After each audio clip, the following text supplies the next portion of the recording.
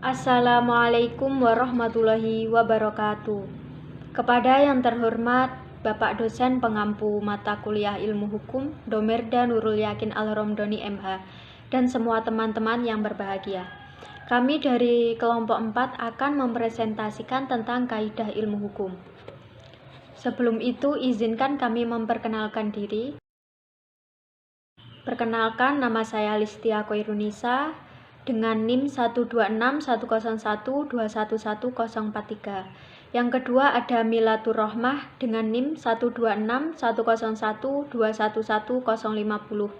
Yang ketiga ada Muhammad Rizky Al-Asmi dengan NIM 1261012111055. Yang terakhir ada Sabrina Aulia Trilestari dengan NIM 1261012111078.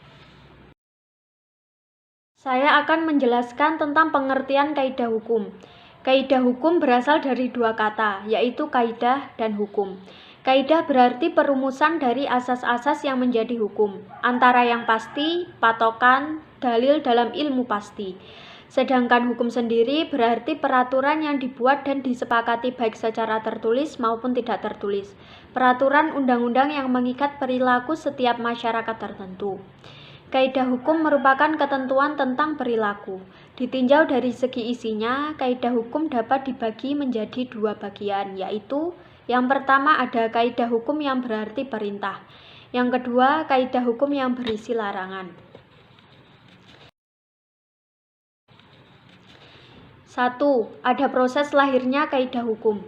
Kaidah hukum yang merupakan bagian dari kaidah sosial lahir ada kalanya berbentuk tulisan dan ada pula dalam bentuk yang tidak tertulis. Dilihat dari asal-usul kaidah hukum tersebut, pada pokoknya dapat dibedakan menjadi dua, yaitu 1. Kaidah hukum yang berasal dari kaidah-kaidah sosial di dalam masyarakat.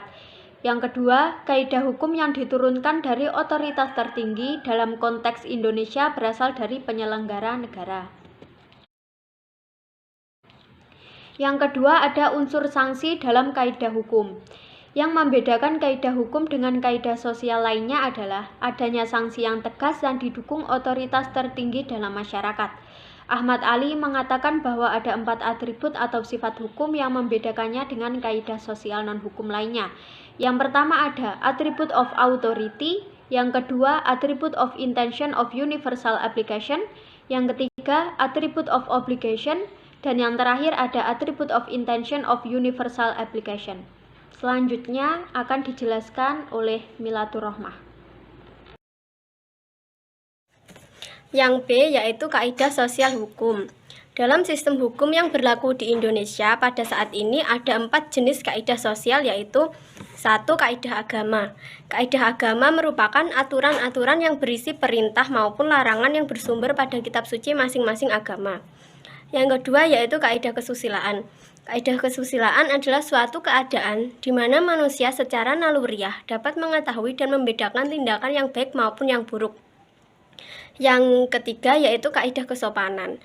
Kaidah kesopanan ialah aturan-aturan dalam bertingkah laku di dalam kehidupan bermasyarakat.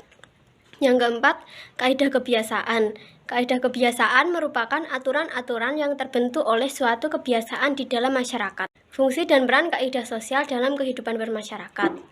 Fungsi dan peran kaidah sosial di dalam kehidupan bermasyarakat adalah sesuai dengan PP nomor 25 tahun 2000. Yaitu aturan atau ketentuan yang menjadi pedoman masyarakat tersebut dalam melaksanakan setiap kegiatan. C. Perbedaan kaidah hukum dan kaidah sosial lainnya. Kaidah hukum dapat dibedakan dengan kaidah kepercayaan, kaidah kesusilaan, dan kaidah sopan santun. Tetapi tidak dapat dipisahkan, sebab meskipun adanya perbedaannya, ada pola temunya.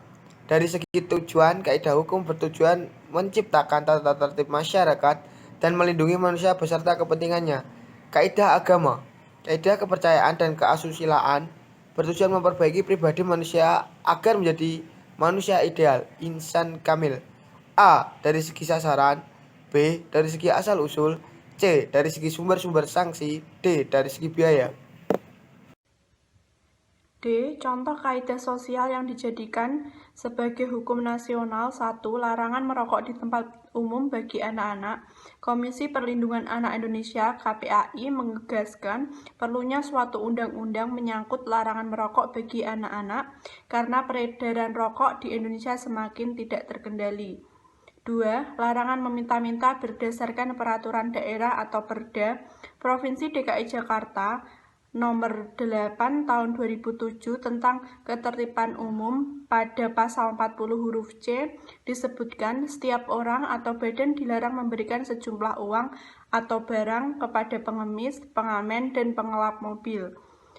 Nomor 3. Larangan membuang sampah sembarangan. Pasal 25 UU Pengelola Sampah menyebutkan masyarakat dapat memperoleh kompensasi dari pemerintah jika mengalami kerugian akibat pengolahan sampah yang buruk.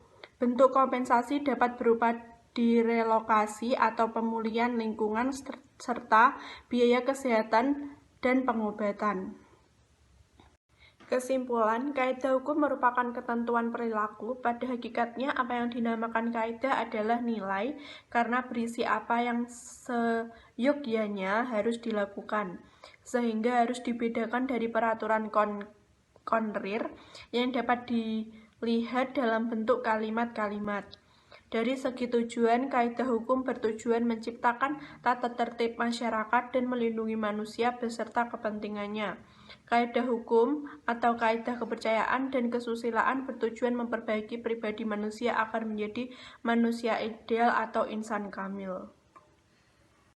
Sekian presentasi dari kelompok 4. Apabila ada kurangnya mohon maaf. Wassalamualaikum warahmatullahi wabarakatuh.